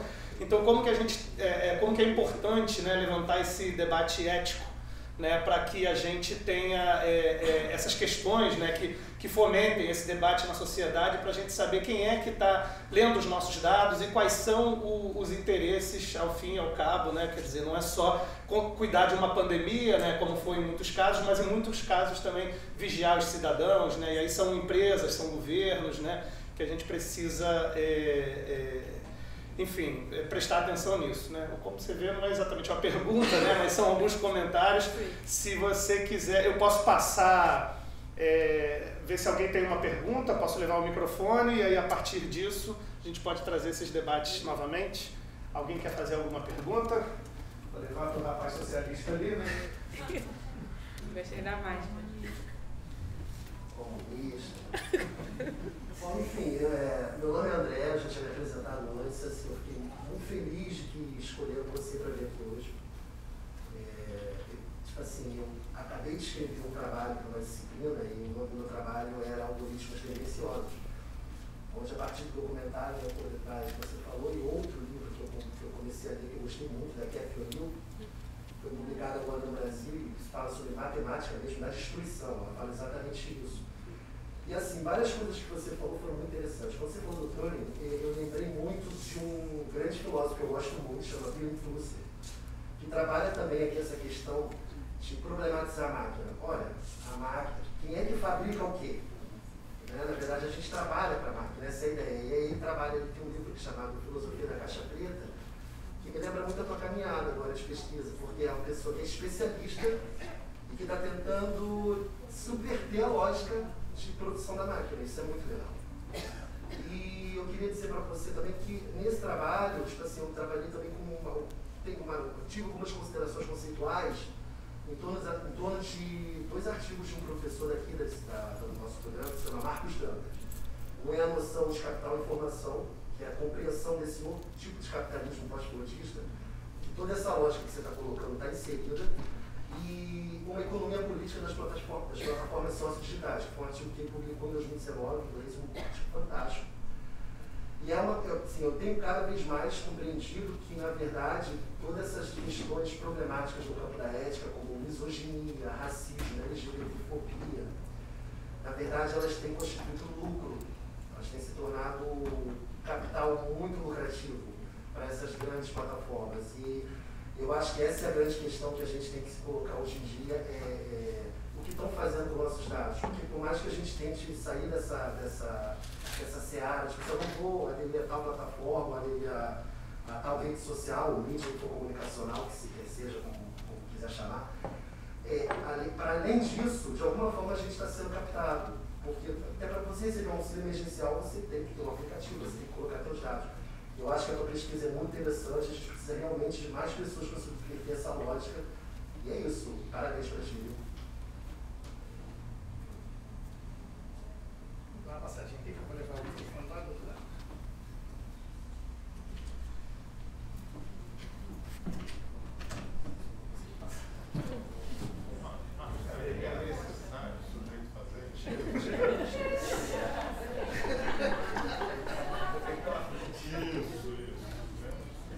Os microfones caminham. Melhor ter falado, galera, passa o microfone para ele precisar aí. Oi, Nina. Bom, primeiro, parabéns. Excelente a gente começar o ano, né, e o semestre, né, tão difícil já começar com a sua mensagem, né, com essa abertura de possibilidades. Eu sou Sarita, sou professora aqui do programa, e eu tenho trabalhado muito com essa ideia da ciência cidadã e da inovação cidadã. Existe uma boa inovação também, a gente pode dar um outro olhar, né, para essa ideia, né, a nossa ideia de inovação, de transformação social. Né? E aí você falou em cocriação, e eu queria saber se você conhece alguma experiência que você pudesse contar, ou como é que você vê exatamente essa possibilidade ou as dificuldades dessa cocriação de especialistas, né, em conhecimentos formalizados e os especialistas em experiência, né, mas que têm uma visibilidade, são formas diferentes de conhecimento. Né? Se você puder comentar alguma coisa sobre isso, no campo aí que você mencionou, né, que é o campo da inteligência artificial, do algoritmo.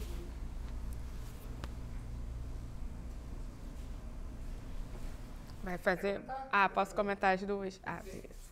Primeiro, obrigada, André, pelo comentário. Eu depois vou querer o nome Marcos Dantas, né, do professor que falou dos dois artigos aqui, tá? Para depois pesquisar. Juntando com o que você falou e com o que o Arthur falou primeiro, antes de responder da professora Sarita. Eu fiquei lembrando de dois casos, né, que tem um que é de 1943, Life Magazine, era uma revista americana e que trazia muitas informações sobre a guerra naquele momento, né? Claro, sempre de forma muito, né, da forma que a gente conhece, né, os Estados Unidos, colocando os Estados Unidos como a grande potência, mesmo que não fosse tanto naquela época. E aí, nessa revista, Life Magazine, vocês conseguem achar o arquivo, os arquivos dessa revista, e tem especificamente uma matéria sobre os japoneses e os chineses, que se conecta um pouco com o que você estava falando do reconhecimento facial. Nessa matéria, tinha duas imagens de um japonês e de um chinês, e eles estavam, pelo fenótipo dessas duas pessoas, dizendo como que você identificava quando um deles fossem ruins, quando um deles fossem maus. Eu coloquei essa imagem no meu TCC, o meu orientador ele até falou assim, você sabe que você correu um risco, né, de fazer um TCC, o meu TCC foi Ética em IA, investigando o racismo algorítmico no reconhecimento facial. Ele falou, você sabe que você correu um risco, né, porque na computação ninguém quer questionar essas ferramentas. Eu falei assim, corri um risco e fiquei com 10, que era o que tinha, que passei. Foi. Obrigada, orientador, por ter topado essa grande aventura. Foi ótimo, mas assim, eu coloquei isso no meu TCC e mostrei na apresentação, porque isso me impactou muito. Porque o debate do fenótipo, e que entra na vigilância, monitoramento, vigilância em massa, né, sem necessariamente você propor alguma coisa, simplesmente só porque você quer ter essa vigilância para controlar as pessoas, monitorar as pessoas. Esse debate, essa figura me tocou muito, porque quem evoluiu com análise facial na estatística foi um eugenista. Ele era estatístico, mas ele também era um eugenista, que era o Francis Galton. E o Francis Galton, lá no século XIX, para ele tentar provar que o fenótipo era a forma que a gente deveria reconhecer quando alguém cometeu um crime ou não, ele sobrepôs fotos de pessoas negras com fotos de pessoas culpadas naquela época. Claro, naquela época também, por mais que a teoria eugenista tenha sido muito utilizada no século XIX, também tinham pessoas subvertendo e contrapondo. E evoluiu, a gente, né, tem conseguido contrapor e tudo mais, argumentar contra, provar contra isso, mas em 2017 teve um artigo, que agora me fugiu o nome, mas eu lembro, o conteúdo do artigo era usar o reconhecimento facial para identificar quando um homem é gay ou não. 2017. 2017, e eles citam o Francis Galton como quem fez eles terem essa grande ideia de testar, escreveu um artigo, publicou o artigo. Foi um artigo que foi muito, muito rebatido. Aí, só um ano depois que eles tiraram algumas coisinhas, mas vocês conseguem achar esse artigo. É um artigo... vou mandar para o professor, ele manda por e-mail, que eu tenho esse artigo no computador. E eu já tenho ele baixado. Então, assim, essa ideia ao longo dos anos que vem desse lugar. Claro que a gente está citando muito os Estados Unidos aqui, mas quando você fala de vigilância em massa, tem a China. A forma que a China hoje está trabalhando, gente, tem alguns avanços para moderação de conteúdo, mas nada ali é feito sem você ter o rosto e salvar o rosto das pessoas. Teve um país agora que foi... Agora me fugiu o nome do país que foi tomado novamente pelo aquele grupo Al-Qaeda. Eu esqueci o nome do... Afeganistão. Uma base de imagens de identidades digitais foi achada e que estava todo mundo compartilhando. Gente, isso é um perigo. Foi achada lá porque o país estava vindo numa crescente de digitalizar a identidade das pessoas, dos cidadãos, relacionando todos os dados, e isso ficou lá. Dados de jornalistas, todo mundo que estava ajudando a subverter o Afeganistão, ficou lá e ninguém conseguiu pegar de volta. Então, assim, de certa forma, ao mesmo tempo que você tem ferramentas que todo mundo quer, cidadania digital, todo mundo quer praticidade. Todo mundo aqui quer praticidade, gente. A gente, na hora que está com pressa, quer fazer o que é mais prático, que é mais rápido. Todos nós somos orientados assim. A gente não consegue entender quais são os impactos de ter uma cidadania digital para um governo que não é a favor da democracia. Tem um debate, quando você traz, André, um pouco do seu trabalho, um pouco do trabalho do professor, a gente questionar também que democracia está sendo construída ou evoluída com a tecnologia hoje. Né? O que a gente está entendendo de democracia? Eu posso estar entendendo uma coisa, você está entendendo outra, e a gente está vivendo aqui no mesmo lugar. Só que aí eu posso ter como pensar democracia e tecnologia, e você está pensando democracia num outro lugar. No final, a gente está querendo buscar diálogo, debate, e que a sociedade consiga ter o básico garantido, que hoje a gente não está conseguindo nem fazer isso. Só que no digital, você transferir isso para o digital, você está transferindo a responsabilidade para quem? É só para o governo? Será que é só para o governo? E se aconteceu isso, de quem está a responsabilidade agora das identidades digitais que estão lá? Então, isso é muito complexo do ponto de vista da vigilância, e eu nem quis trazer muito desse debate aqui, porque indiretamente isso já evolui para esse lugar da vigilância, mas tem a Ruha fala muito isso, né? No final, em alguma intervalo das perguntas, eu posso deixar esse vídeo passar.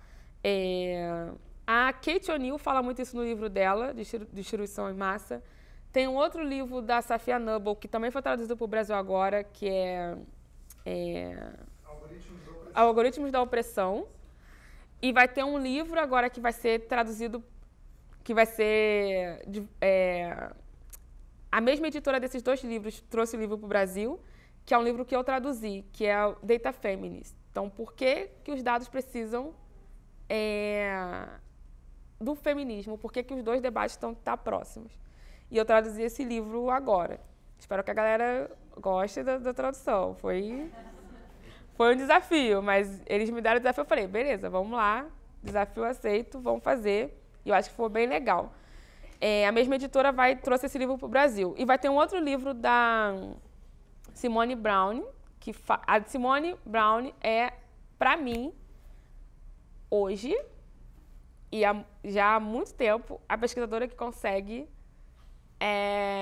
dizer, claro, do ponto de vista muito de uma pesquisa de uma mulher negra, o que a vigilância representou nos últimos anos, nas últimas décadas. Porque ela diz o seguinte, para que a sociedade continue, para que o sistema continue vigiando pessoas negras ou pessoas não brancas, ele precisa evoluir os meios de vigilância. E é como a gente vê hoje essa tecnologia. E agora, o que a professora Sarita trouxe, eu acho muito interessante. É uma conversa que eu tenho muito com quem trabalha com UX no design, porque design cocria muito, né? Design cocria e pensa muito o usuário, né? Dependendo da abordagem do designer. Mas ele tem sempre que pensar a experiência do usuário. E algo que a gente tem trazido para essa conversa é pensar assim, quem é esse usuário? Então, quando eu trouxe a cocriação aqui, é pensar também, quem é esse usuário? O usuário é uma persona? Será que a sociedade, da forma que a gente está levantando os questionamentos em ética, vai conseguir suportar, dar continuidade a essa ideia de ter personas para construir soluções tecnológicas? Isso é uma conversa que a gente tem feito com designers, porque a gente entende que é mais fácil, dentro do universo, você diminuir para você conseguir fazer os testes, só que do ponto de vista ético isso atrapalha muito, porque já enviesa. Eu não trouxe a palavra viés aqui, porque é uma palavra que às vezes assusta as pessoas. Às vezes, o viés. Então, tudo é culpa do viés. Eu não quero que aqui o viés seja culpabilizado, porque o viés não é uma pessoa. O viés faz parte da nossa vivência, da nossa característica, mas o viés não é uma pessoa. Então, quando traz esse debate da cocriação para a gente dentro da ética, tem muito mais perguntas, e quando a gente tenta fazer ou criar exemplos ou formatos de trabalho para essas discussões de cocriação, a gente tem focado muito na multidisciplinaridade, na interdisciplinaridade dos grupos de pesquisa e de trabalho, seja em empresas ou em centros de pesquisas, focados em construir frameworks, que sejam frameworks iniciais, metodologias iniciais para você conseguir fazer esse trabalho em diversos espaços, em espaços diferentes. Então, um exemplo que eu participei recentemente foi para pensar o conceito de metaverso. Metaverso existe há muito tempo, né? A gente já está dentro, a galera está esperando, sei lá, Jetson de novo. Aconteceu Matrix, epa, chegou o metaverso. Não, o metaverso está aí. Não tem o conceito bem fechado, é uma coisa bem confusa, até para quem está lidando e trabalhando com isso. Mas uma experiência de cocriação que eu tive recente foi pensar a melhor forma de comunicar e de levantar esse termo com pessoas que não estão nas universidades, e principalmente focando nos adolescentes que estão em transição ensino médio e graduação, porque é um público que utiliza muita tecnologia para diversos meios. E foi uma experiência muito interessante, porque tinha uma perspectiva do direito, comunicação, marketing, e aí a galera do marketing ficava estressada comigo, porque isso aqui é muito bom para o marketing, essa frase, vai vender, publicidade. Aí eu, cara, que viés, né? Só tem um problema ali, não sei o quê, então nada ia para frente. Então, eu sou a pessoa que eu só posso trabalhar no meio do processo, porque é onde eu levanto as perguntas. E aí para tudo. é a parte que eu gosto de trabalhar, porque aí para as pessoas pensarem antes de fazer aquilo ali. É isso. Então, essa experiência foi interessante, que foi uma experiência que dali saiu uma metodologia, um formato para você comunicar com esse público, mas, infelizmente ou felizmente, dependendo do ponto de vista, tivemos que trabalhar com um público 16, 17, 18, 19 anos. E por isso que eu iniciei falando, para mim, a gente tem que fazer a pergunta, talvez a gente não, quem trabalha muito com o usuário diretamente tem que fazer essa pergunta de quem é o público-alvo e se o público-alvo deveria ser só personas, porque a gente já enviesa todo o processo de criação e desenvolvimento. Obrigado, Nina. Pessoal, pelo adiantar da hora, sem trocadilho, até porque a Nina deve ter ouvido muito trocadilho. Mas pelo adiantar da hora, a gente vai ter que encerrar daqui a pouco. Nós temos atividades, né, na parte da tarde, então eu vou pegar aqui as duas últimas perguntas, o Ricardo, tem uma rapaz ali em cima. E aí depois a gente encerra por hoje, mas dá certeza de que a gente sempre pode manter esse diálogo, né, ao longo do nosso semestre, né, inclusive com outros convites para a Nina também estar junto com a gente, tá bom?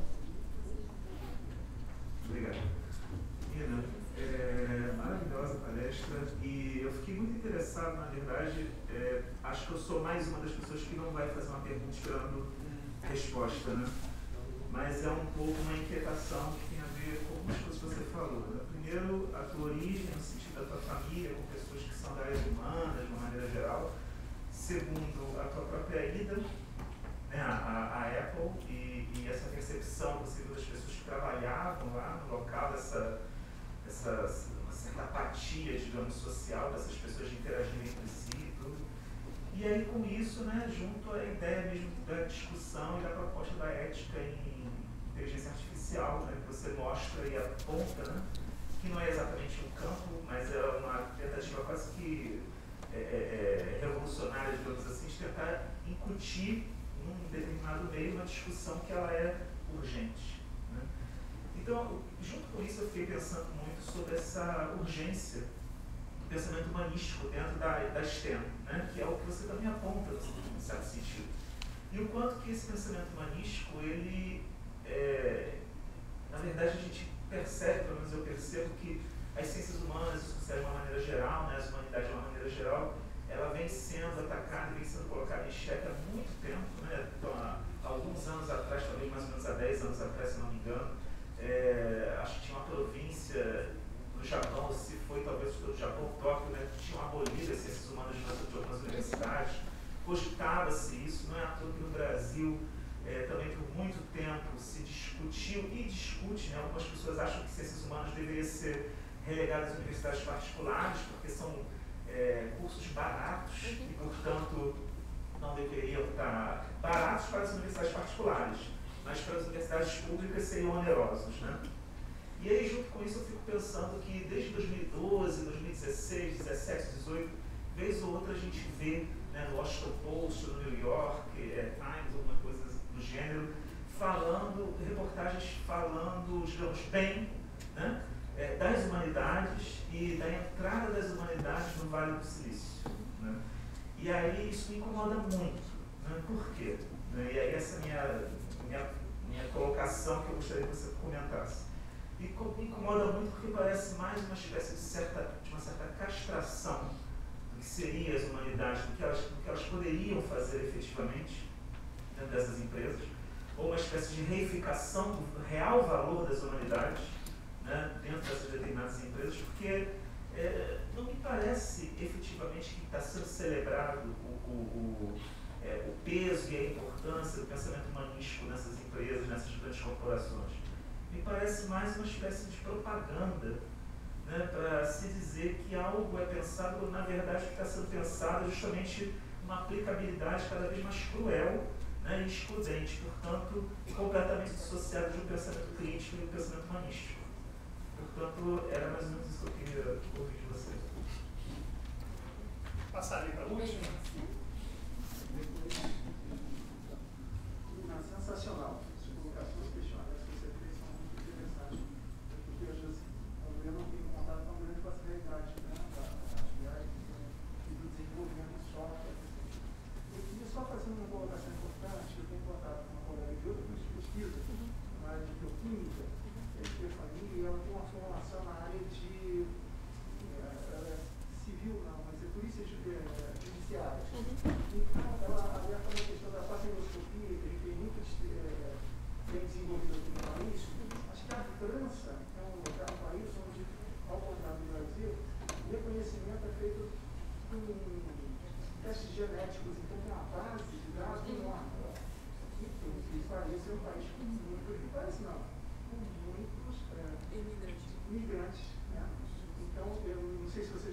coisa, uma questão de... Minha pergunta é, você já ouviu uma questão de associação genética e racismo usando a questão da tecnologia? Você já conhece algum caso nesse sentido? O cruzamento dessas três fronteiras?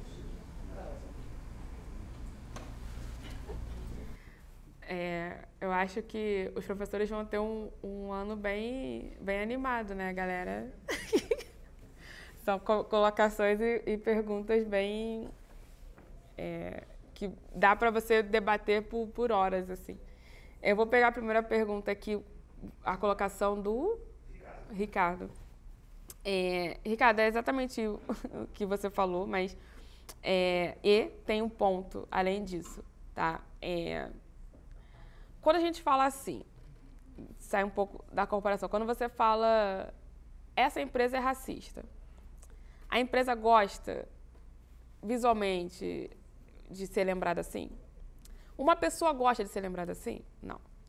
Mas por que a gente se sente tranquilo quando a gente fala a sociedade é racista? Indiretamente as pessoas estão... Você está na sociedade, dentro da sociedade tem empresas, você está ajudando a construir isso. Entende que é necessário ter, para eles, as pessoas que sabem trabalhar a linguagem, o corpo e a percepção do outro, porque eu preciso me defender disso. Eu preciso saber como sair desse contexto. Muitas empresas que começaram a se interessar pela área de ética, né, tiveram alguns convites, sim, Nina, vem participar do conselho de ética da empresa. Eu falei, não. Por quê? Não por eu ser muito grande, eu tenho 1,64. E eu ainda estou construindo a minha carreira acadêmica e eu gosto muito de estar construindo, eu gosto muito da continuidade. Eu gosto muito de ir dando os meus passos. Mas porque era uma empresa que ela trabalha com que eu estou ativamente debatendo e tentando retirar desse momento da sociedade, que é a análise facial e reconhecimento facial. Então, assim, eu não estou dizendo que vão parar as pesquisas, não vão parar as pesquisas, gente, mas não tem como, a gente não está sabendo lidar. Se as pessoas soubessem que você usar o fenótipo para você identificar as pessoas nesse nível, o quão isso é agressivo para as pessoas não brancas, sabendo, né? E aí eu vou conectar com a pergunta lá de cima sobre os testes genéticos e o racismo, mas assim, quanto que isso é agressivo, mentalmente falando e emocionalmente falando, é exaustivo.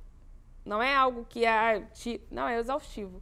Então, assim, as empresas precisam se defender disso. Para elas se defenderem disso, elas precisam de quem sabe trabalhar muito bem com esses três, com os três que eu falei, né? Percepção, linguagem e corpo, dentro da sociedade. Então, é superficial, propositalmente superficial, mas eu costumo olhar muito as pessoas que aceitam fazer isso, eu costumo olhar também a construção ali da carreira dela. E quando eu não conheço, não tenho como conhecer a pessoa, eu vou olhar, eu sempre vou tentar partir do princípio assim. Se eu olhar a carreira e ver assim, cara, saiu da área acadêmica e foi. Como que está hoje para resistir na academia? Está difícil. Então, assim, tem esses outros fatores que as empresas sabem. Só que eu, por exemplo, tenho a possibilidade de dizer não. E eu não sei quem tem a possibilidade de dizer não. Então, isso também, né, tem que ser olhado. Quem tem a possibilidade de dizer não e não diz o não, aí que para mim mora o problema. Você tem como dizer não, saber dizer o não, e você aceita, dizendo que vai mudar ali. Um lugar que não está preocupado com essa mudança, ele está preocupado em lucrar. Eu não posso perder você. Entende?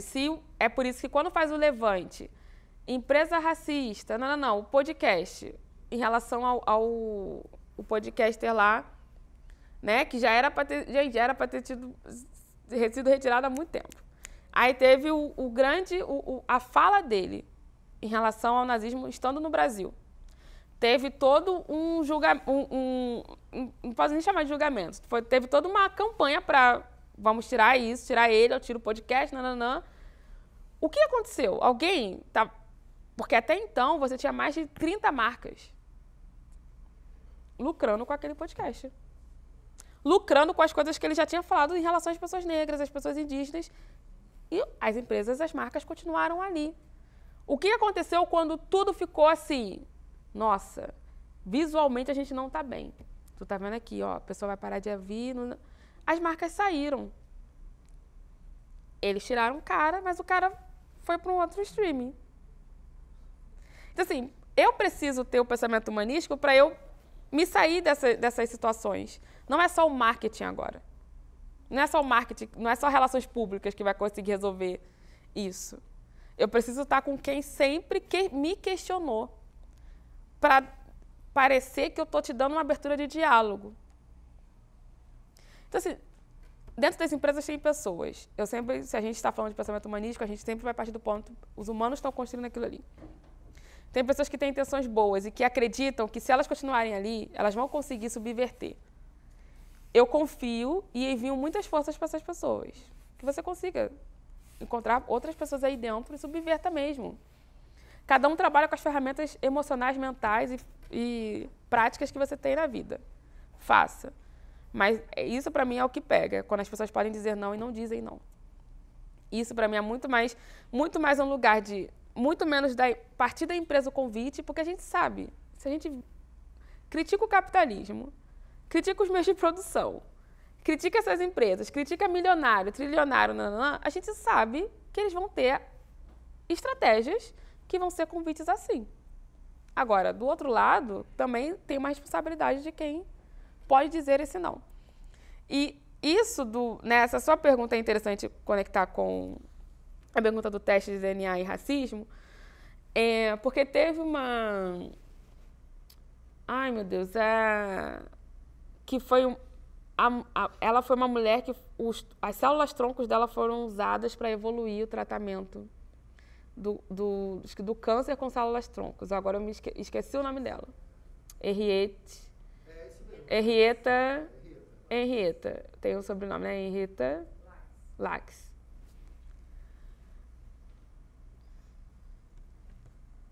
Ela permitiu que aquilo pudesse ser feito com o corpo dela, eu não cheguei nem no DNA, não teve uma permissão dela.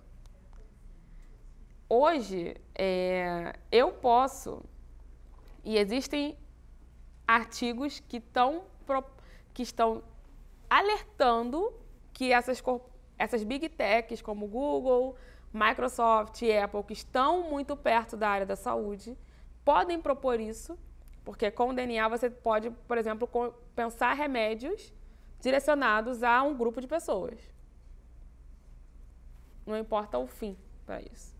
Então, tem artigos indicando isso. Só que ela já deveria ter sido, nem precisava chegar a um debate de DNA. Ela já deveria, e é um exemplo, que não aconteceu nesse período do Jetson que a gente está vivendo, que estão tentando imputar. Eu desisti de chamar de século XXI, porque está muito confuso para a gente dizer que é só um século. Mas a gente dá palavras um pouco mais perto do dia a dia. Ela já tinha sido um exemplo de que eu não preciso, desse ponto de vista da tecnologia, dizer sim ou não mais. E por isso que eu questionei. A ética na saúde, a ética que você vai lá, você faz o juramento, os médicos, né, a medicina, você faz o juramento ali. O que está acontecendo? O que mudou ali o processo que eu não tenho de dia a dia, que eu não sei, de conversa? Né? O que está acontecendo? O que está acontecendo para que as pessoas elas não revisitem esse lugar? A Henrietta, ela não deu permissão, ela foi usada. E aí, recentemente eu li um artigo que falava sobre isso, esse questionamento, e os médicos falando, mas evoluiu. Sabe? Mas evoluiu. Aí é você não pensar o presente, não pensou nela ali, e pensou no futuro. Não. Vamos a todo custo. Essa é a frase que para mim me pega. A todo custo a gente vai fazer isso. custo de quem, custo para quem. Então, assim, ela já é um exemplo, que pode não estar ligado ao DNA, e os artigos que estão propondo que essas empresas que eu citei, elas estão criando uma base que só elas têm o monitoramento e o controle, que possam indicar no futuro, um exemplo disso são remédios direcionados a determinadas pessoas. E olha, eu sou completamente ignorante nessa parte da bioquímica, mas esses artigos, o que eu li que tinha uma linguagem muito acessível, eu posso mandar para o professor depois, eu fiquei um pouco assustada. Saí desse lugar do Black Mirror e falei, não, isso não é Black Mirror, isso não é série da Netflix. E eu acho que a Netflix não está prevendo nada. Eu acho, inclusive, que eles estão ali, ó. Claro, eles estão ali conversando. Vamos fazer esse documentário aqui, a galera vai ficar louca. Vamos fazer essa série aqui de TV. Igual os Simpsons. Os Simpsons também sempre me deixou com pulga atrás da orelha. Ai, fulano apareceu, episódio do Simpsons tal. Ele já tinha dito isso. Eu falei, gente, vamos ficar com essa brincadeira, né? De ficar pensando que não existe conexões. Então, infelizmente, não tem, e talvez eu acho que por medo na profissão, você não tem tantos médicos. E eu estou usando a palavra médico para representar todo mundo, isso talvez possa ser, acho que isso é errado também, né? Bioquímicos, cirurgiões e tudo mais, não possam se posicionar o tanto que eles gostariam em termos de artigos publicados ou posicionamentos em ambientes formais de trabalhos deles, porque está tudo muito conectado a pagar as contas ou não. Então, eu tenho amigos que estão na área e concordam com o debate do DNA, mas que eles não podem expressar isso ainda dentro dos ambientes de trabalho deles, onde eles conseguem fazer a mudança. E a gente volta e finaliza com a questão da vigilância e monitoramento que ocorre das pessoas, onde priva elas e nos priva de um debate mais transparente e uma liberdade de trazer e levantar esse debate. E é um debate que não, pelo contrário, né, não está ferindo a liberdade de ninguém, não está ferindo ninguém em nenhum aspecto, mas que está ferindo os meios de produção que nós hoje estamos interagindo, né, vivenciando e estamos tendo que lidar. Acho que é isso. Não tem mais... Finalizou, né? Não tem mais... Sim. Ó, eu queria agradecer muitíssimo, em nome do Programa de Pós-Graduação em Ciência da Informação, parceria IBICT UFRJ, e pedir uma salva de palmas para a Lina da Hora. Siga a Lina no Twitter. Vale muito a pena. Passa a palavra para o nosso coordenador. Obrigada. Lina, fantástico. Eu falava com o professor Márcio mais cedo como que não só os projetos docentes, mas parte, como você mesmo puxou e comentou, de projetos de ciência já comentados aqui, a sua fala atravessa o programa inteiro, né, com várias fronteiras com cada um dos projetos. Né? Também queria comentar muita coisa, mas pela hora e com as atividades da tarde, a gente vai deixar um vídeo e um convite permanente para que você compartilhe, como a Saída colocou, né, co-crie conosco também. Então, vamos pensar em outras atividades, assim, e que a Lina possa estar conosco. A gente está batalhando por bolsas de diferentes modalidades, não só para estudantes, para esse ano, como é ano eleitoral, tem um recurso que está sendo liberado para a gente dentro do Ministério da Ciência e Tecnologia, né? E eu acho que tem possibilidade muito grande da gente ter essa co-aprendizagem, e a sua experiência é fabulosa, a capacidade que você tem de passar o conhecimento que você tem e está construindo, né? Assim, muito obrigado por hoje. Obrigada, gente.